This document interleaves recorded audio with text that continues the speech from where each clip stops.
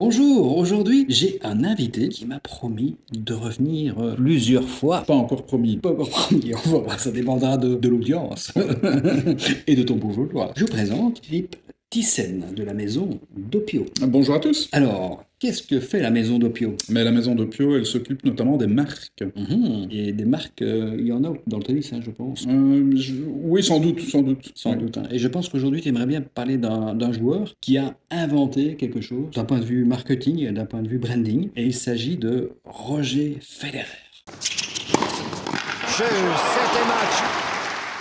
Roger Federer, pour ta gouverne, hein, Oui, parce que tout le monde sait qui est Roger Federer, sauf moi. sauf toi. Roger Federer, c'est le pape du tennis, quoi. Il y a personne qui a joué aussi bien à un tel niveau, de manière aussi longue, quoi. Donc il est quand même, il a 37 ans, ça fait 18 ans qu'il est au plus haut niveau. Il a quand même gagné 21 tournois du Grand Chelem. C'est sans doute beaucoup. C'est énorme, quoi. Le deuxième Nadal n'est qu'à 16, et en général, les grandes stars gagnaient 6 à 8 tournois du Grand Chelem, au grand maximum. Donc là, c'est quand même Fois 3. Fois 3. Ah là là. Il n'a pas fini. Et il n'a pas fini.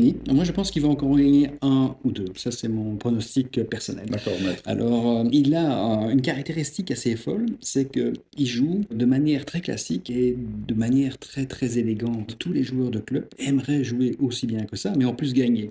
Pour avoir beaucoup joué, les gens qui jouaient bien d'un point de vue esthétique n'est pas nécessairement ceux qui gagnaient. Et donc lui, il a réussi à inventer ça. Alors tu me disais qu'il a inventé quelque chose d'un point de vue marketing. Oui, il a fait quelque chose que d'autres grands noms ne font pas, c'est qu'il a ajouté l'aspect visuel à sa marque. Donc RF, Roger Federer, Ouais, comme ici, hein.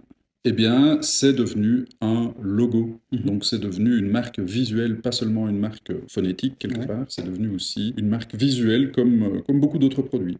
Et d'où vient le fait que ce soit si génial finalement, parce que RF, et je te disais que justement il jouait de manière très très jolie, quasi, il frôle la perfection, il est la perfection, et est-ce que ce logo n'a pas été intégré justement dans ce mot?